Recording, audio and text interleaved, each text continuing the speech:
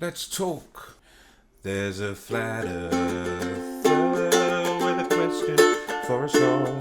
He doesn't seem to realise that the earth is just a ball.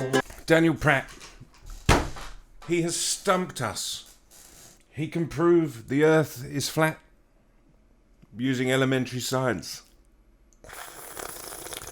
I'm not going to show all his video, it's very boring. But the crux of his claim is that if you put a drone in a plastic box and then you move the plastic box and hover the drone, it won't stay in the same place. It will hit the walls or crash.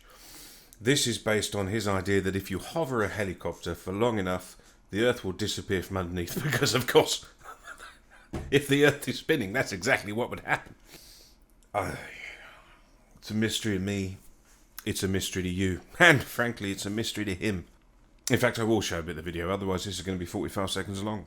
Alright, just a real quick one to, again, I'm going to pose it as a challenge, but only to emphasize that these globe proponent compulsive liars will never do the actual science to prove the lies that they spew out of their mouths regarding their globe. Watch any helicopter ever just take off and hover for a half hour, for 10 minutes. On a spinning globe, that should be impossible.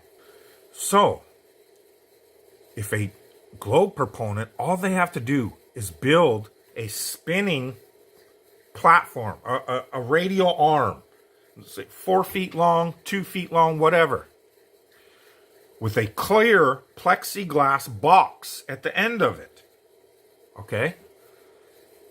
Put a micro drone, they have small little drones inside said sealed box so that the atmosphere is sealed and spinning along as the box spins along.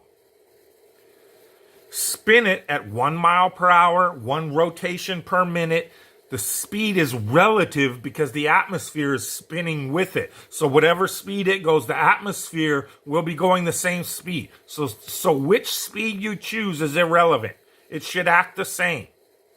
So do it 1 revolution per minute. Take that drone off and let us watch it follow in the box in the same spot. Never hit the sides. Just follow perfectly along, hovering right over the spot it took off from. As far as he's concerned, the world doesn't move. Things that hover wouldn't be able to hover on a rotating planet because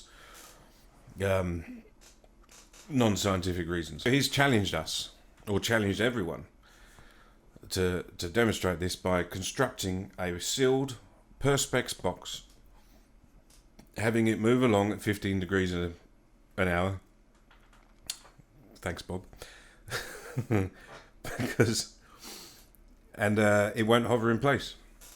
Now, I will say, in that particular instance, I don't think it would hover in place because a thing that is on an arm rotating is constantly changing direction very slowly, not going in a straight line, which doesn't actually relate to how it works when you're on a moving planet, because you're not changing direction, relative left to right. You're changing direction sort of relative up and down, but because of gravity that doesn't affect it. So rather than bothering to build anything, because I don't have the skills and I really can't be bothered, I would like to quickly ask him what he thinks happens if you drive along with a fish tank on the back seat of your car full of fish. Do they all get pressed up against the back wall? Better demonstration of how he's just fundamentally wrong about how the world works is to show him a quick video of someone flying a drone inside a plane. It actually flies okay in the wind. Uh-oh, don't go at the window.